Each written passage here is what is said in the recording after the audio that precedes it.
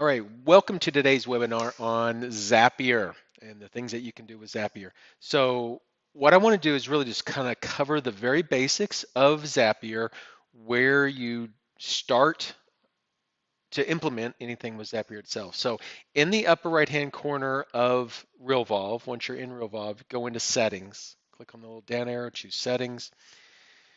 On the left-hand side, if you'll go to Integrations, this will show you a Zapier API key. Okay, this big long string of stuff. Every user has their own Zapier API key. It's not account specific, it's user specific.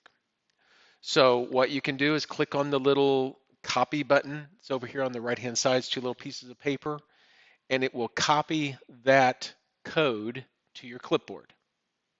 Okay. So now what we're going to do is we're going to go over here to Zapier.com. You can log into Zapier. You can get a free account. It's got some limitations to what the free account will do. Most of the time you can use the free account. It's not normally a problem. If you get more than, say, 100 leads per month, which isn't normal for real estate agents, they're normally less than 100 per month. If you've got less than 100, you should be able to use Zapier without a problem in most cases. If you need a bigger account, technically you just click on the little option here. It'll say free account. We're using a professional plan, so we do use a paid one because we want to do some additional stuff. But you can click on the upgrade option, and in here there are different plans that you can choose from. $13.75. This is billed annually, monthly price. In either case, it's not that expensive. And if you think about the amount of time that it's going to save you, it's well worth the price of doing this. So pick the plan if you have to. Otherwise, you really don't have to. There is an Explorer menu choice right here. This Explorer option shows you all the different applications that Zapier interfaces with. I think there's like over 750 different applications that can integrate with Zapier, and it just kind of goes on and on and on. So it's very very good as far as third-party application integration. There's a huge list there. If you want to search for a certain thing just to see does this application sync with it or integrate with it, like Zillow. If I type in Zillow, there's a Zillow Tech Connect. So you can do just a quick find to see if something does integrate. Makes it real simple to do that. Once you know that your application that you want to integrate is within there, you can click on the Zaps button. Now, I do want you to pay attention to if you have a paid version. There are several Zapier add-ons, basically, or filters or features that you can use. Normally, you have to use the paid version for this to actually work because it's normally some kind of filter of some sort. So, I mean, there's like webhooks, which is more of a programmer's type thing, but Formatter is a real good thing to change the format of fields. So if, say for instance, you have an email that's HTML and you need it into a text email versus HTML, you could use the formatter to change an email content from HTML to text and then send it back to you. So, some really good utilities for there's an email option, so you can plug in your email server information and it can check your emails and then do stuff with them. So you don't necessarily have to use Zapier with just Realvolve. You could use it for other things as well. Okay. So, but I just want you to be aware that those add-ons are on there. You want to create a Zap. You can click on the Make a Zap option up here or click into the Zaps menu choice right here, and it'll give you a list of all the different Zaps that are available. I have created, because this is a paid version, I'm going to go into this folder. You can create folders just like you can on anything. I created a folder here called Zaps for Realvolve users, and I'm just going to start putting some things in there so that people can see what they're using for. And this is one of them that I did create where an email comes in as HTML, I convert it to plain text, and then send it back to the email parser. We'll go over that later. That's a little bit higher advanced one. But typically the things that people want to use the Zapier for is bringing in leads. They get leads from Zillow, they get leads from realtor.com, um, multitude of different places, their own website, and they need to be able to bring those leads into Realvolve, so they set up a Zap. Now, if I come in here, say I've got a Zillow account, I can click on Make a Zap. And the first thing it's going to ask you for is you've got two things. Over here on the side, you've got a trigger. A trigger is what causes this Zap to trigger. What does it cause it to activate? So you have to choose an application of some sort. So in this case, I want to do Zillow. So I'm going to start typing in Zillow, and it has found Zillow Tech Connect. I want to grab that one. Then it starts you through this menu of things that you can do. So the first thing, Zillow only has one trigger that it can do, and that trigger is whenever a new contact comes into their lead database. There could be multiple types of triggers, and we'll cover a few of those later. I click on Save and Continue because that's what I want to do. Whenever a new lead comes in, I want that to happen. So then it says, hey, go to your Zillow account, go into Account, Connect to my CRM, and then Add a Partner. Select the Zapier menu choice, and then click Save. Whenever it does that, it's going to ask you what is the email address, and for this account that I'm logged in as, it's the support@realvolve.com. You would use whatever account you have that you log into Zapier with, you'll put that email address in there. So again, you could copy that in there if you wanted to copy it into your clipboard, you could do that. So I'm just going to say, well, let's just go over here to, so in Zillow, if I sign in, I think I've got a Realvolve account here. Yep. So I'm signed in. If I come back over here, it says sign in, go to account, connect to my CRM, and add partner. So I'm going to come over here to account, connect to my CRM, and then there is this add partner menu choice. So I click on add partner, and it's going to ask what partner. Well, there's lots of different applications out there that you can integrate with that have dedicated integration. We will be adding this soon so that you don't even have to do this, but for right now you do. There's lots of them in there because this is an easy one to do. You come down here to Zapier. Okay, here's where it's going to ask for that email address. So you would put in your Zapier email login. So it was support@realvolve.com, and then click Save. Whenever you look at these triggers, in most cases they will tell you what to do, or you should understand what to do. But in either case, at this point it says, okay, you need this. Now I come back. Since I've done that now, I can say, okay, I did this. So now it's going to go out there and just check to see, did you do it? In which case it's looking for a contact, and boom, it says, hey, I tested successfully. You can click on this view your contact. I can click on that, and I can see some information that they have stock loaded in there for information that came from Zillow. So once I look at that, if I want to look at that, I can just click on continue. So that's the trigger. That says, okay, where am I pulling it from? What am I pulling? Okay. Now we have to know the action. In our case, our action is going to be, we want to bring that lead into Realvolve. Once it triggers, what's the action? Bring it into Realvolve. So again, we can come up here and type in Realvolve, or just start typing Real, and it'll show you all the different things. Choose Realvolve from the list. Now, we only have right now one action that you can pick up, which is create contact. So contacts put into Zillow. We want it to go into Realvolve. We're going to choose the action of create contacts. I'm going to click on save and continue. Now it's going to ask what account, which Realvolve account do I want to put this in? Okay, so I've got several different ones in here, and I really need to get rid of a few different ones because these are not, these are some couple users that are in there as well.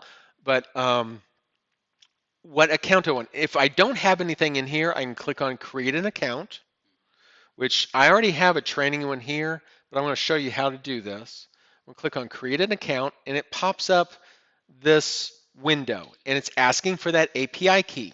Now, we had gone into Realvolve originally into the settings area and copied the API key. So I should be able to come over here and paste, and there's that long API key from Realvolve. That makes the connection between Realvolve and Zapier and make sure that it's your account because every user has their own Zapier API key. I'm not going to because I already have it over here. I don't want to confuse things. But I would say yes and continue. And then it would create an item over here and have some basic information. You can change the name of your account if you do have multiples. So you might be working for you might be like a transaction coordinator and you're working for two different real estate agents that both have accounts in Realvolve, and you want to be able to set up multiple accounts. So that's very viable. Okay, you can do that. So you can name them whatever. In this case, I am using the training Realvolve subdomain. So that's the account that I'm going to be using. So I'm going to go ahead and do that. If you want to click on test just to make sure that the connections work, you can do that. Now I'm going to click on save and continue. Now it's asking, what do you want to do? In this case, we've gotten names of a name of a contact. We want to put it into Realvolve. Where do we want to put that information? So we've got full name, title, company, home address, all this information that needs to be filled in. The way you fill that in is if you want to pull it from the data from Trigger, you click on the little menu button here, and it's going to show you all the fields that are available from that trigger. In this case, there is a first name and a last name. There's also one, because Zillow has it, we could just use the full name. Okay, I'm going to, just for purposes of showing you a feature here, I'm going to choose the first name. That puts in a field right there. So that's where the first name is going to be. We're looking for Realvolve. We're looking for the full name. And the full name needs to be the name and then a space. So I'm going to put my space bar. And then I'm going to click on that menu again and choose the last name. So you can build sentence structures or word math is what I like to call it, to say, okay, whatever the first name is, plus a space that's in between there, plus whatever's in the last name field, put that into this one field right here, full name. And you can do that more than twice? You can do it as much as you want, yeah. You can put multiple stuff in there. So here we've got title. Do we have a title? I don't think title's in here. This is not one that would have title. If you're using like full contact, doing scanning of business cards, that would have that in there. Same thing for company. Home address. Now, if I click on this, okay, we've got like property, street address stuff. I think there is a contact, if I'm remembering right. I may be wrong. You just got to kind of look at this. Okay, so there's really not. There's a message that says I'm interested in a certain address, which is that same address. So technically, this is not their home address. This is the property they're looking for. But if it was the address, we could put that in there. So again, we can come in here, click on street address. I'm going to press enter, and I can click on the menu again and say property info city, comma, space, state. Click in there, hit space, and then zip code. So again, I'm using word math there to build the address. There is a home phone. There's also a home mobile number. Now, for Realvolve, we utilize the home mobile number thinking that it is the most unique number. Most people have their own number that they don't share typically. A home number you could share. The home number could also be like, somebody might give you an office number, a work number, and lots of people may use that and they have different extensions. One thing that we do is if there is a mobile number, we do a lookup in Realvolve before we add this contact to see if this contact is already in the database by looking at the mobile number and also the email address. If we get one or both of those, we do a lookup to see if that contact exists. So typically I say put in the information for the home mobile number for whatever phone number you got. So in this case, contact info is the contact phone is going to go into the home mobile number. I don't know if it's mobile or not necessarily, but because they might enter a form multiple times, I don't want them to go into my database multiple times necessarily. I want to do a lookup, see if they're in there already. Same type of thing for the home email. If I click on the little menu choice here, there is a email address. So I'm going to click on the home email and choose that. There is work phone, work address, work phone, work mobile. Typically, those are left blank. There's a place here for the tags. Now, whenever a lead comes in from Zillow, typically it's a buyer.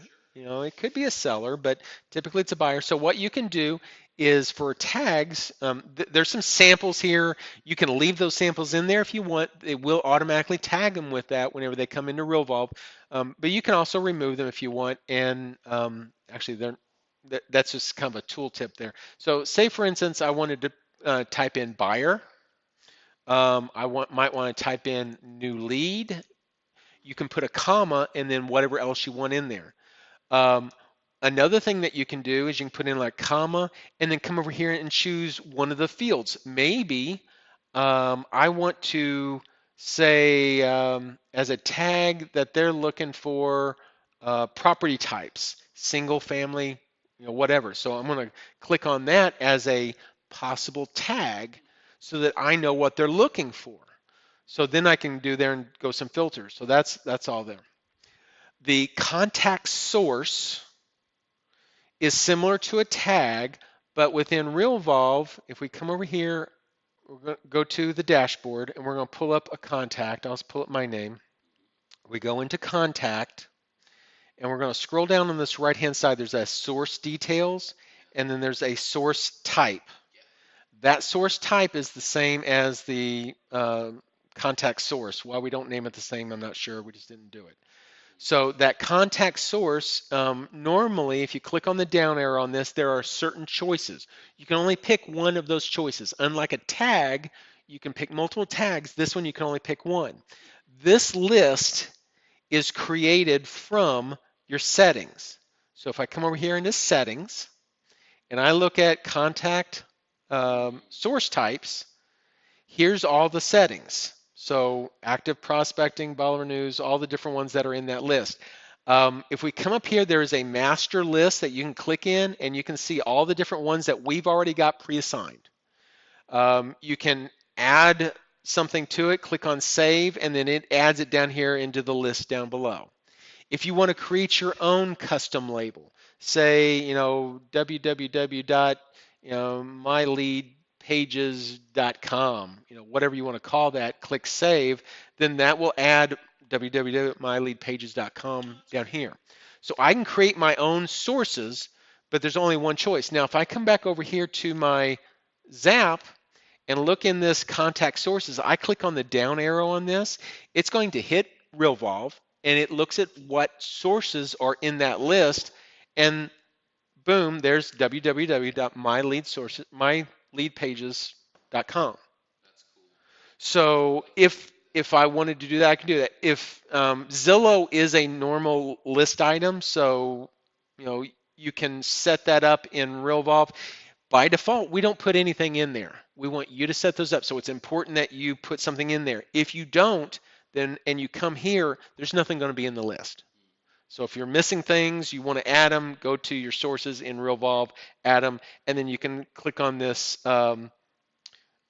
check Realvolve and reload, and it'll reload it. If it's already got a load, then it'll reload it again and put whatever's in there.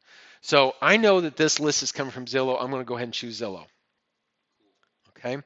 Now, this lead comes in, and we've not filled out everything yet. I'm going to fill out some more. I want to be able to assign a workflow to it. Okay. So whenever you click on the down arrow here, it will go out to Realvolve and it'll find any contact workflows that are in your list. So if I come over here to Realvolve, I look at workflows, and if I do a filter just by contact workflows, it'll show me a list of all the workflows that are in my contact list that are just contact workflows, and I can pick and choose from them from this list. So I may have one here that says a new lead with SMS notification to record owner. Okay, so this is just a simple one. I'm going to choose that just so that there's one in there.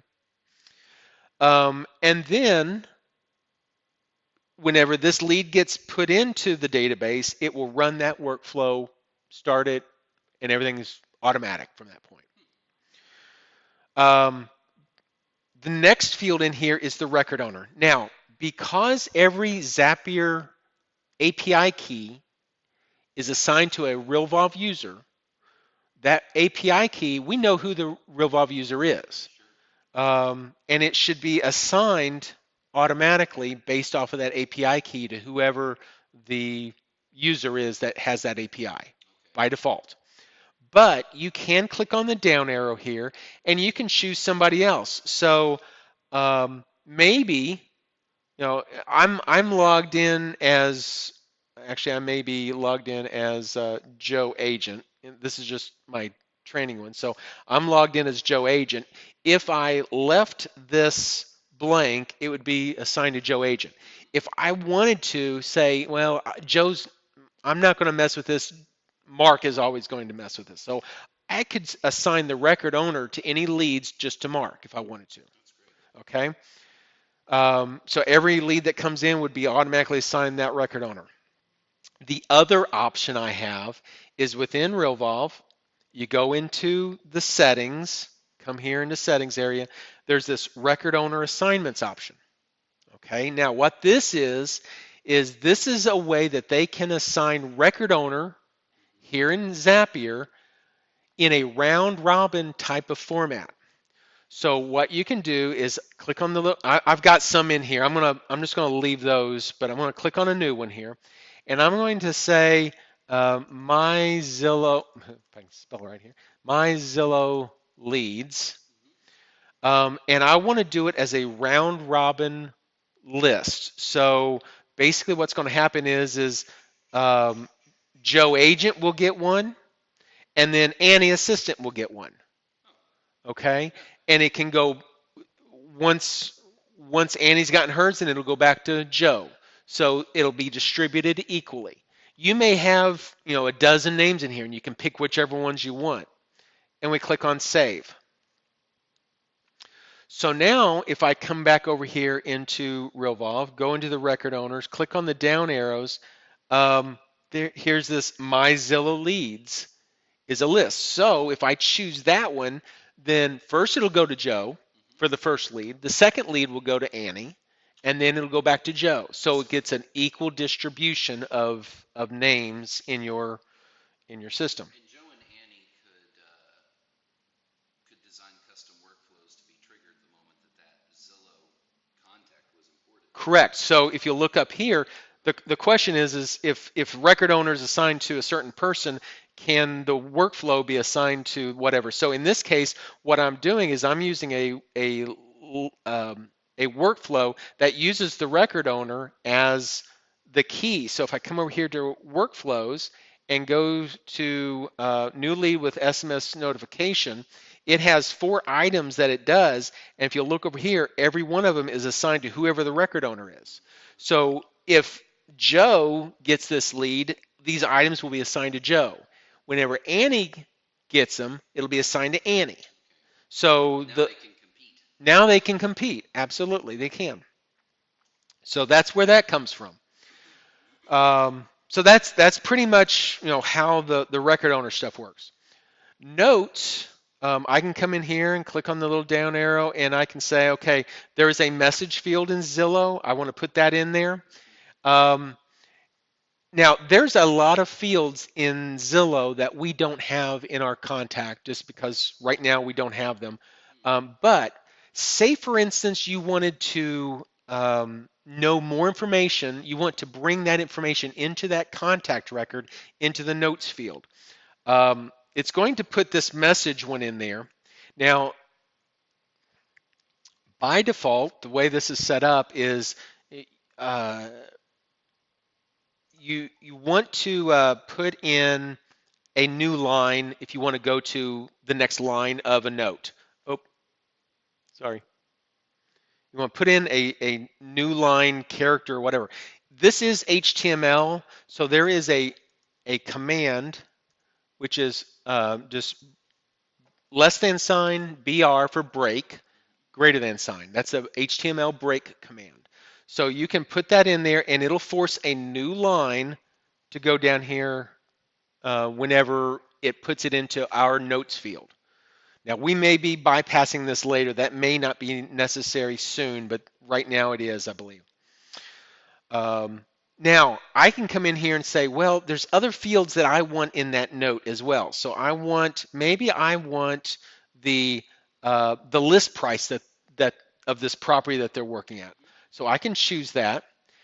But if I see that number there by itself in the note, I may not know what it is. So what I want to do is go right in front of that field and say list price, colon, and then it'll put whatever that is in that field, and then again, another break command, and go to the next line. So again, more word math, what I like to call word math. So whatever label you've got, the field, next line, you can do that. And there's like minimum price, I think it is, maximum price. There's several different ones for criteria. Here's a minimum price that they're looking at.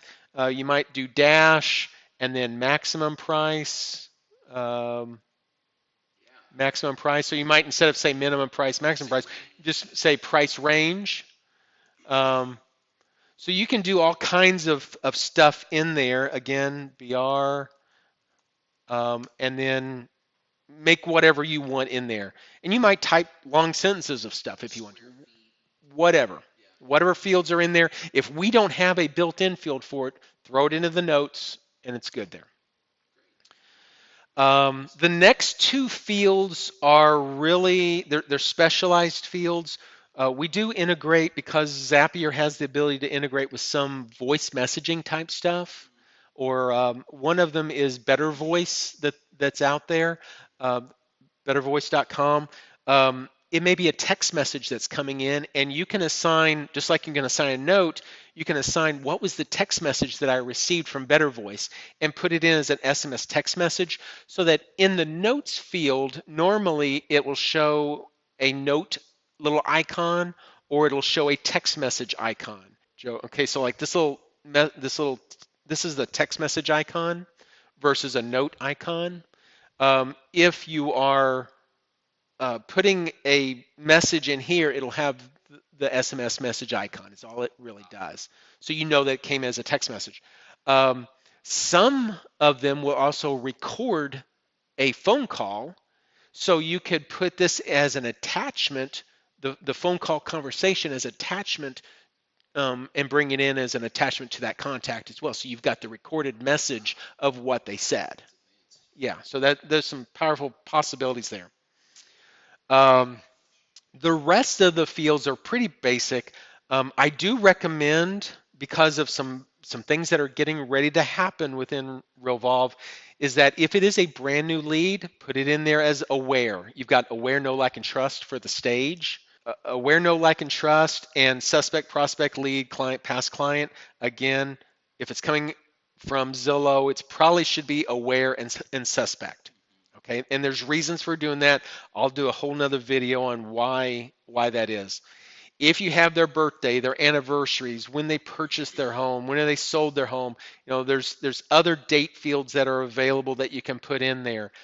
There's one here that says interested in property. If you wanted to, there's You could say interested in property, you could put that in there, or maybe just the address that they're looking for, you can put that in there. This is a merge field in an email so as well. So you could say, hey John, thanks for visiting Zillow, thanks for visiting my website or whatever. I see that you're interested in 123 Main Street. That's a merge field. You could then personalize your message so that they think that you're communicating with them more personally instead of, hey, I saw you visited the website, let me know if there's anything I can do. But this is just a way to assign what they're interested in. There's a field here for rent and own, record type, whether it's a person or company. Typically, it's person. That's the default. Their preferred method of contacting, ABCs, kids' names, whether it's active or not. There is a possibility that maybe you've got a form set up that says, "Hey, unsubscribe me. I don't want to receive your stuff." Well, you could use a Google form to find that contact by email and then set their active stat to no, and then that way it wouldn't send out anything. And then what type in this case, you want to put them into the client database type stuff. So now I've assigned all my fields. I'm going to click on continue. It'll show you basically a summary of what you put in there. You can test it, create and continue. So what's going to happen now is it's going to test it and see if everything tests out good. If it does, you can look at the information that came back, just says it was successful, and then click on finish. It's going to ask you for a name of this zap because you can have multiple zaps. So I could say my leads from Zillow. I'm going to put it into this folder, which I'm in. Now, one thing I do recommend people do is whenever you type this in, hit tab on your keyboard because I think there's a bug in Zapier where if you don't tab out of there and you just turn it on, the name doesn't stick. Yeah, so if you tab out, then it will. You can then make another zap or you can see it on your dashboard. So I'm going to click on see it on the dashboard. So here is my lead from Zillow, my leads from Zillow, and you can see that it's on. There are some things that you can do. You can go back in there and re-edit it. You can just click on it and edit it. You can rename it. You can move it to a different folder. You can see the task history. As leads come in, it will show you a history of the things that's done. So if I come in here and look at, then you can see all the history of what came in and was it successful or not. If there's any red ones on here, it'll something went wrong during that one. And you do have the ability to rerun certain ones. So if it failed, you could rerun it after you make a change of some sort and fix it again. But I'm going to come back over here to Zaps, go back to my Zaps for Realvolve users, and there it is. So what will happen then if I come over here, we'll see here in our notifications, because I did the test, it went ahead and would have put Beth Homebuyer in there. Now, Beth Homebuyer technically was already in there, so you'll also see that it says was updated successfully. So normally it will just say was added. Most of these say, okay, like here, your contact blank was created successfully. If it says was updated successfully, it means we found that name either by phone number or by email address. I can then click on Beth Homebuyer. I can look at the information, and lo and behold, there it is. I am interested in, here's my list price, here's my price range. So it built that out. If I look at my tags, here's my new lead tag that I said that I wanted, and what was the other one? Buyer. Now I have, because in my settings in Google, I have this system group my contacts. I also have the assigned to system, this assigned to my contacts. Anytime a new contact is added to the database, if I have this checked, it's automatically adding that group, that tag to that contact, so that then, because this rule is set up to synchronize that, it'll go ahead and send that contact to my Gmail account as well, or to Google. If you've got this set up to auto add the my contacts, and the my contacts group is what you're syncing with, it will add that contact into your Google Contacts database as well. Hmm. Yeah. So that's the main process. If there is a Zap already possible, then that's real simple. The same type of thing can be done. Let's just go to forms.google.com. I think is what it is. Yeah. Now I'm going to create a new form, and I'm going to call this form open house. Okay. And in here, the question on this is I want it as a short answer. I want a full name. I want to know who is visiting my open house. I'm going to come over here and click on the plus, and I want to know what your phone number is. Doesn't really matter, but I'm going to put on their phone. One thing that's nice about Google Forms, and this is fairly new, is if it senses a certain type that you're typing in here, it'll automatically change the type of field for you, which is really cool. I mean, smart stuff. So I want the phone, and maybe I want, see right now it's set for multiple choice, but I want an email, short answer. It changed it to short answer. And I could require that one if I wanted to. Okay. Yeah. There is a enable email collection. I'm not going to turn that on, but you can set up other options like a validation and say that it is a text is an email address and what kind of error you want to have if it's not a good email address, something like that. So it'll validate that email for you. So at least I'll get a good email, and I'm going to come back up here and require a full name as well. So, those are maybe the only two things I want in there. Maybe I want other things. I can add as many different things as I want. But I'm going to come up here. Actually, I'm going to go ahead and name this as Open House because it took the title there. Come over here to responses. The responses are going to be stored somewhere. I want to store them in a Google Sheet. Okay, so I'm going to click on Google Sheet. It's going to say, hey, do you want to create a new sheet? Yeah, I do. So I'm just going to say create. It's going to open house responses is going to be the name of the sheet. So here is my list. Now, if I come over here and I go to my questions, actually I can come up here. I can change colors if I want to. I can do all kinds of stuff to set up my form, but I want to see what that form looks like. So I can click on the little eyeball, and lo and behold, here's my Google form, full name. Well, my full name is uh, Mark, I'm going to say Mark Jones. And my phone number is 555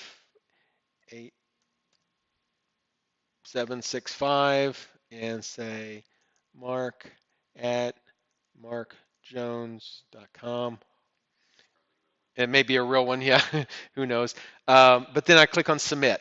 Now, as soon as I submit that, um, it then goes, and I can come back over here and because it's already open, I come over here and look, and boom, it's put that record into a Google Sheet. Now let's use this Google Sheet as a Zap. Okay, so here's what we're going to do. We're going to make a new Zap. Click on Make Zap, and in this case, I'm going to say Google, and boom, there's Google Sheets. Okay. Which Google Sheet do I want to use? Well, actually, what do I want as my trigger on this? New or updated sheet row. So I Yes. get a new row. That means I get a new name in there. I want that. Um, Actually, this says new or updated. There is, if you just want to do just new, you could do uh, the new option. Either one of those will work. But here you'll also see there's a show less common options.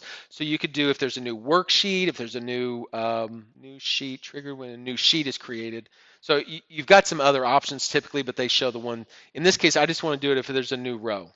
So then I want to connect an account. Okay, so here I want to click on connect account. Which account do I want to use? Well, I want to use my Mark at Realvolve. It's saying, hey, do you want to allow this? Sure, yeah, I do. And boom, there's I can test it. Yes, it's successful. Click on save. So now it's going to say, okay, I've got connections to your account. Which sheet do you want to use? I'm going to click on my down arrow. You're going to see all kinds of different sheets, but it orders them by date. So there's my open house sheet. and which worksheet of that sheet of that worksheet do I want to use? And there's that form responses one, which is the if I come over here and look down here, it says form responses one. Okay, so come back over here. I want form responses one, and then it's going to say, which column. In this case, I don't care which column. I just want to make sure that the new row gets put in there. And there it is. I'm going to fetch and continue. Now I can again look at what I just did. I click on look, and there is Mark Jones. There's the information. So I'm going to click on, that's all good. I'm going to click on continue. And now I've got to figure out my action. Same as before. Now we're just in repeat mode. I'm going to say Realvolve. I'm going to do it on create contact. I want to create the contact. I want to choose which account I want to put it in. And now what do I want to do? Well, I've got my down arrow. I've got my full name. There's my field from my Google Sheet. I had told it that I have a phone, so I'm going to choose mobile phone. And they also have email. In this case, I might come down here and say, my tag in this case is open house if I wanted to, or if I wanted to put a particular open house, maybe 123 South Main open house, whatever. The source on this could be open house if I wanted to do something that, if I had a source of open house or events or, whatever.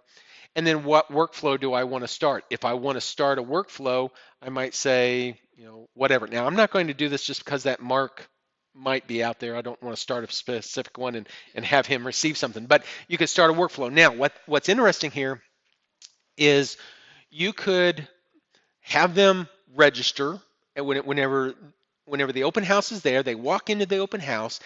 Welcome, thank you for coming, all that kind of stuff. Hey, would you mind filling out this registration? It fills it out, does all that stuff, and then puts that information in there.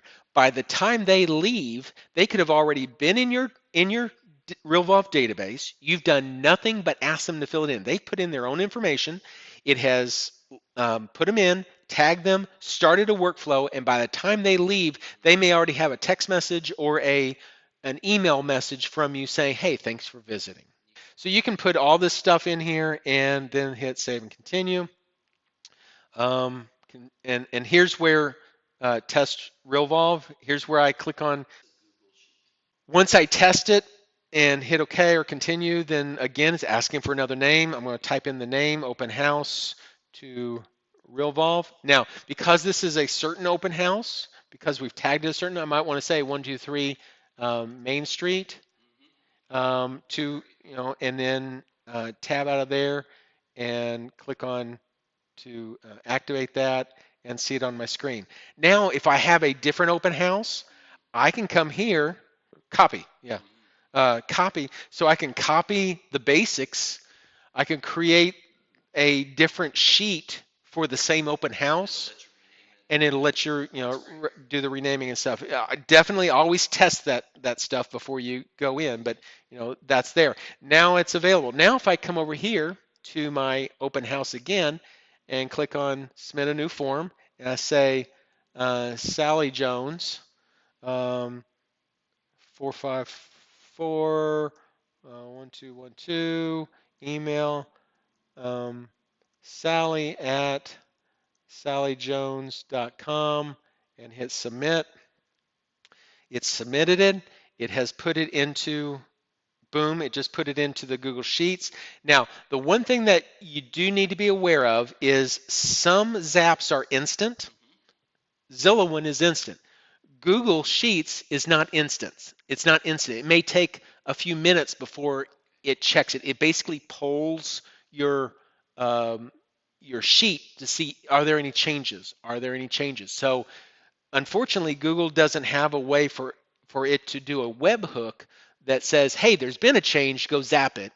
It's a matter of Zapier having to poll, ask, are we there yet? Are we there yet? Yeah, that's a great example. Are we there yet? At some point, it will key in. Let me go here and say task history. Yeah, nothing in the history yet. And what we'll do is we'll do a couple more. Okay, so here's the Mark Jones was created successfully. That was that first one that we did from the test. So if I go in here to Mark Jones, you'll see that it created the tag of 123 Main Street Open House, just plain open house. Created my tags. It's got the name, phone number, and email. That's great. Had there been a workflow that should have started, it would have started as well. Okay, so that's the bulk of ones that have zaps. You're just going to kind of repeat the same process. It's just that there's going to be different amounts of fields, different types of fields that are going to be available depending on what you're wanting to do. Now, let's say you've got um, a website that um, that collects data. So it's not something that's going to have a zap. Your website doesn't have a zap. Um, so if it doesn't have a zap, like Google Sheets does, like Zillow does, you have to do it a different way. You have to use an email parser. Okay? We've got another video on that, but let me give you the lowdown on that. So I'm going to make a new zap. Let's come over here back to Zapier for you, Realvolve users here. Make a new zap. Now, I was telling you earlier that Zapier has several utilities. Okay, one of those utilities, if you just type in parser, P-A-R, spell it right, P-A-R-S-E-R, one of those utilities is email parser by Zapier. It's in the list here. There are other parsers that are available. If you would rather use them, you can certainly use them. Most of them do charge you for their services. Email parser by Zapier is free. Okay, so if I choose email parser by Zapier, it's going to ask me, what trigger do I want? Well, anytime I get a new email, I want this to be triggered. So I'm going to say we got a new email. And then it's going to say, okay, which parser Zapier account do you want to use? Now, what you've got to do is go to parser.zapier.com. It's a different website. It does create it takes a different login. It can be the same login credentials if you want to use the same login credentials, but it'll ask you to sign up. You have to use the sign up option. Actually, we can just go ahead and log out here. Um, there is a sign up option. You can click on sign up, put in your credentials just like you did Zapier. Keep them the same if you want. A lot of people do. But once you create that, then you can log in, and what it does is it allows you to create bogus email addresses, mailboxes with wild names. Okay, so I've got several of them set up for different things that I use. So what I'm going to do is I'm going to take you through that process. So actually, one of the things that you would use this one for specifically is if you're doing Realtor.com. Realtor.com does not have a Zap, but they do, whenever a lead comes in, they do email you that lead. And we have a step-by-step process. If you go into help.realvolve.com and do Realtor.com, I think, leads from how to zap Realtor.com leads to Realvolve. And I've got a full PDF here that takes you through that entire process. It's not hard. This is very detailed. There's several pages to it.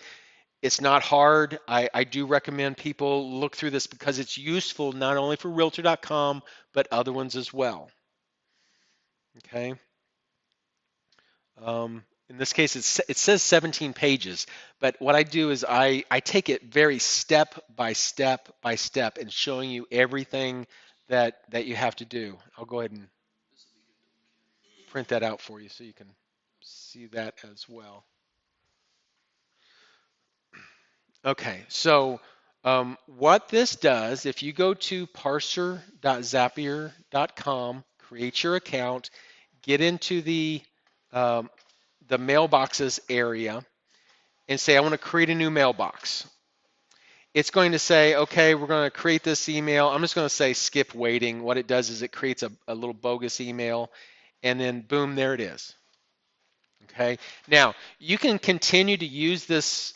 It's just an arbitrary name. You can use it if you want, or you can make something more specific to you.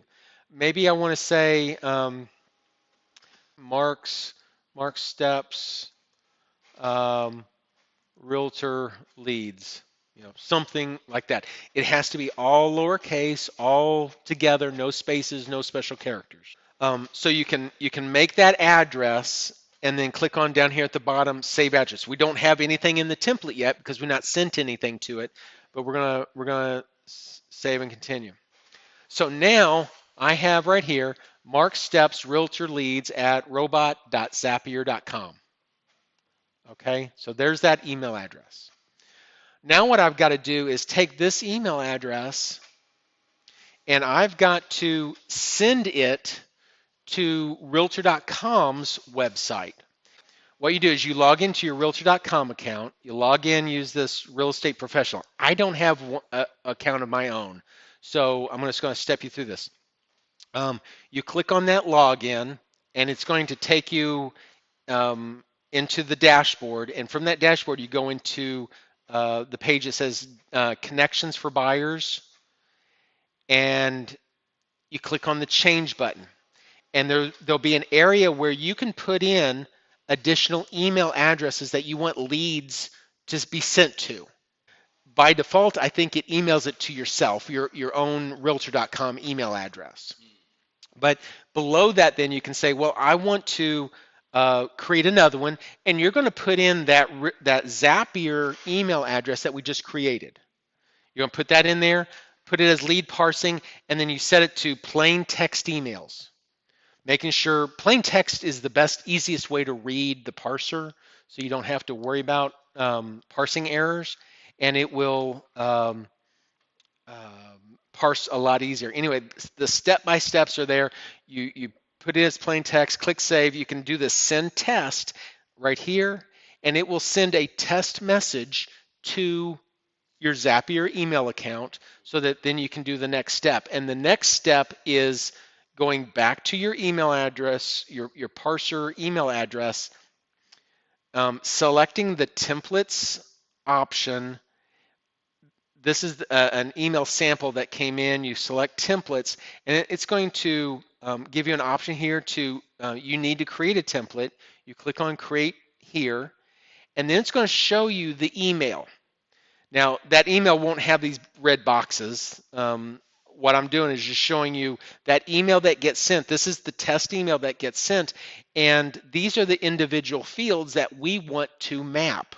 We want to create those as fields in Realvolve. So I'm just showing it there, but what you do is you highlight that word. In this case, first name is test, which is not a great first name, but that's what it is. You highlight it, and then you give that field a name. In this case, we're typing in first name. Okay, so that's a field name. So whenever you're done with that, what it does is it replaces the word test with the field name in double parens. So now, and it highlights it as well. So what you do is you just repeat that process for each of the different fields until you get something that looks like this, or first name, last name, email address, phone, interested in property, and the comments. Once you get those mapped, and this is the hardest part, this is the part that everybody gets leery about, but it's not that hard. I mean, it really isn't. And once you do one of them, it's not that bad. Once you get those mapped out, you click save, save address and template. In which case, then you can then come into the parser. Now, I'm going to just take you through. So, like, here's a case, just kind of live. This is one where, okay, this is something else I created as a reverse zap to send information from Realvolve to something else in Facebook to create some property stuff. But this kind of shows you what it is. This is an email that got sent to this email address. and it just has some basic text there. Um, it originally looked like, okay, so here's what the email originally looked like. Actually, here's the original one. This is when showing it extracted. This shows you the template, the fields that we're extracting it for. And then you can also look at it in an output format where it goes ahead and breaks those fields out for you so you can see them individually. But you can see from this extracted version, that it's highlighted all the information and put it in there. Highlight the area and then put in the field name. In this case, I could just do it as an extra one. I can highlight this as the street address, and then I've already got fields in here because I'm actually kind of redoing it here. But it says property address. I can just click on that, and then it replaces that address with that information. So I come over here. I'm going to highlight this and say Facebook message. And then this here is the URL for the image, property URL. And then, oh, actually, that was not the right one. I did that backwards. I said that should have been the photo URL. So I'm going to come back over here and say photo URL, and then highlight this and say property URL. So then I can save this as an extra template. Zapier, the parser.zapier.com allows you to set up multiple templates for a given layout in case there's any problems with maybe some weird data in there, and you can set up some exceptions type thing. You do have to have a separate mailbox for every different style of email. So if you've got a website that has a certain style that you're sending it to, and you've got another website that has a different email message that comes in there, you can't save it to the same Zapier mailbox because it has a different layout. This template won't work for the other layout possibly. And what I was doing in this particular one was whenever I get a new property listing, I created a template in our templates area. I created a workflow to send a message to a contact, which was my Facebook contact, which is this email address. And it broke out the address, the message, the URL for the photo, and the URL for the property, and it put it into Facebook's property. Let me do Facebook, and I think I've got there it is, featured properties. I go to featured properties. So in this case, if I look here, here is, and this was back a year and a half ago, featured properties is what it is. This is a great property with lots of space, blah, blah, blah. And then the URL and photo was sent to it. So what I was doing was this came from that email that we were just looking at. Its property address, message, and URL stuff was sent from Realvolve to Facebook property pages through a Zap. That's cool. That's super cool. Anyway, so let's go back to this. Here I've got my email parser. I click on test, Zapier parser, save and continue. Which mailbox do I want? So I've got to pick which mailbox I want to use. I could have used whatever. I'm going to, just for grins, I want to choose, I guess,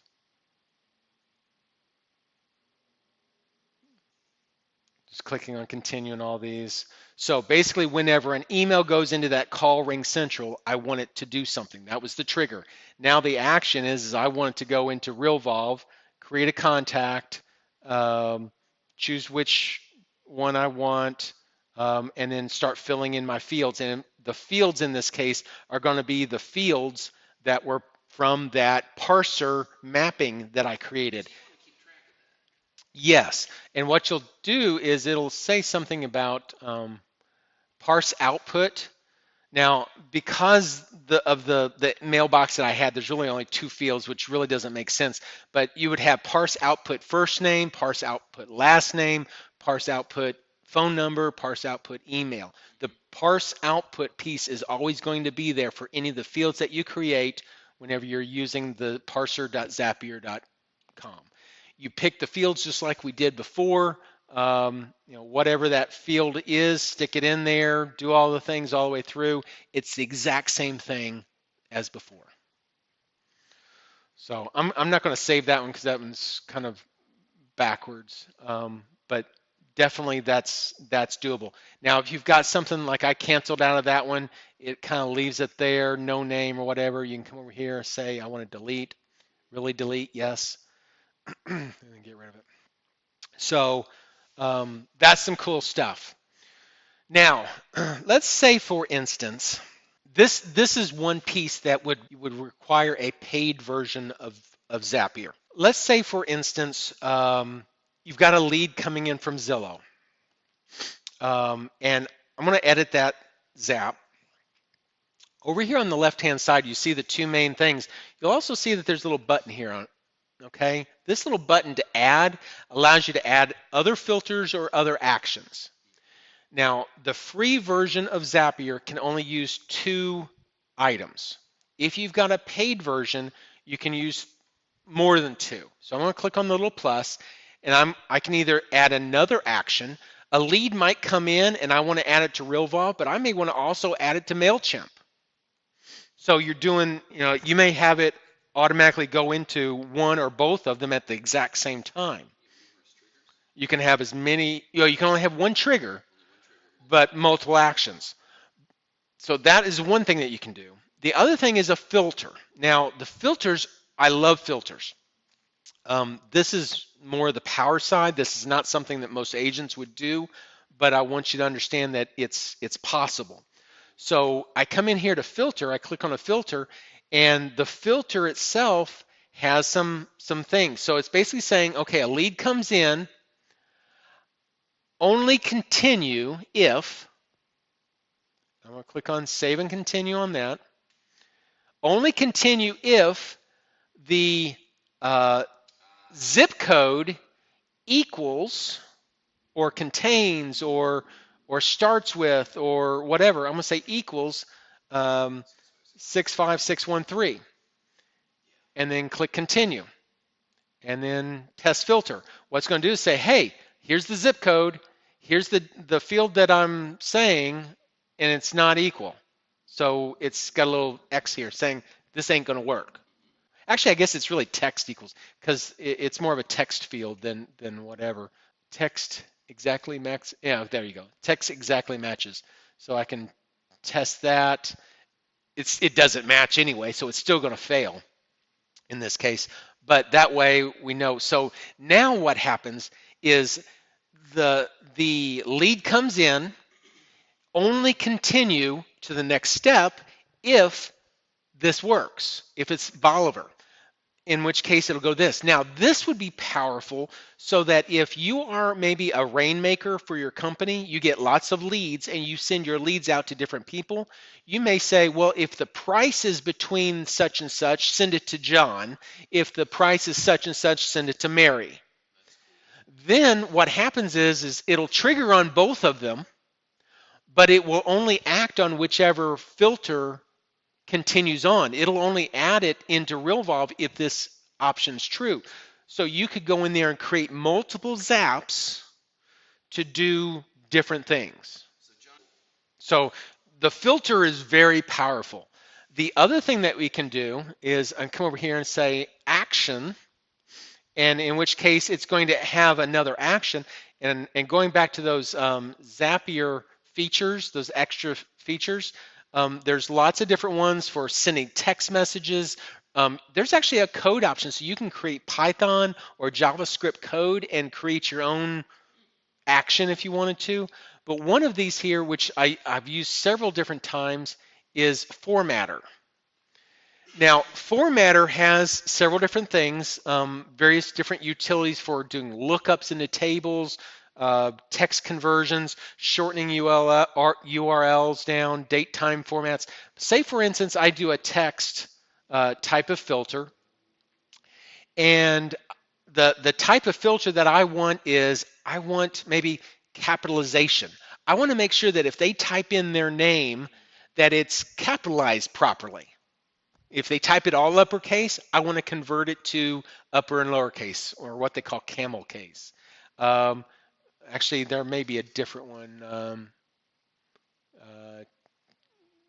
Title case. I mean, there's a couple different ones. Or you want to trim off any extra white space. I mean, there's several different types of conversion things that you might want to do. Maybe you're getting a URL and you want to shorten that URL to something smaller. There is a shorten URL transformation as well. But all these different things are available. Here's the one that says remove HTML tags. So if you get an HTML email, you want to get down just to the bare text, you can convert the HTML to plain text by using that filter. So an email that's coming in, maybe your email provider for your website is collecting data, you're collecting your leads, but they only send it in HTML. But once you get that HTML, it's hard to do the parsing of the fields because there's lots of junk in there. You could use this as an in-between filter to convert that from a HTML email to a plain text email, and then send it on um, to your email parser, and that would work as well. So, lots of cool capabilities are built into Zapier. It's very, very powerful. Let me show you one more just to show you the craziness of this. Um, Important Realvolve Zaps. So right here, this is one that I created, and it's got 8 different pieces. A new contact comes into Realvolve. Okay, so somehow I've got a new contact into Realvolve.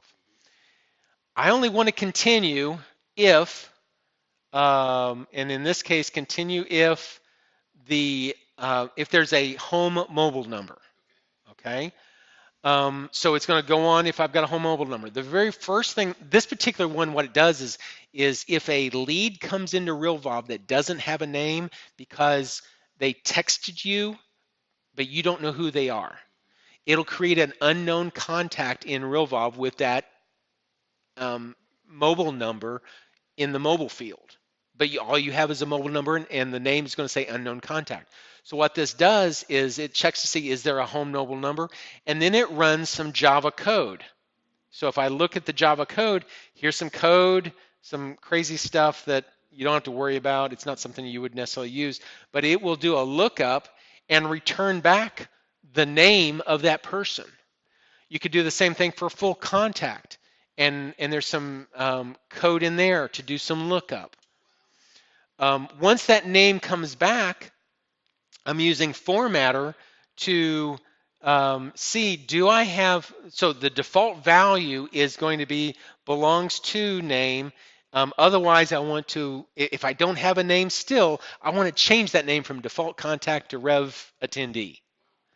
Okay, and then it also checks some social profile stuff. It checks do they have a photo somewhere? Any associated people in that house who lives with them, and then ultimately, it does a little delay. So you might say, I want to import this contact, but I want to wait 2 minutes before I do anything with it. So you could create a delay, maybe 10 minutes before they get out of the open house. You don't want to send it while they're still there. You might want to wait 10 minutes before this all happens. Okay, so you could do a delay. And then it goes right back into Realvolve to update that same contact that you just looked up. So all this information started with a trigger of creating a new contact in Realvolve and ended with an update the contact in Realvolve. So, some crazy, crazy stuff that can be done there, but it's very, very powerful.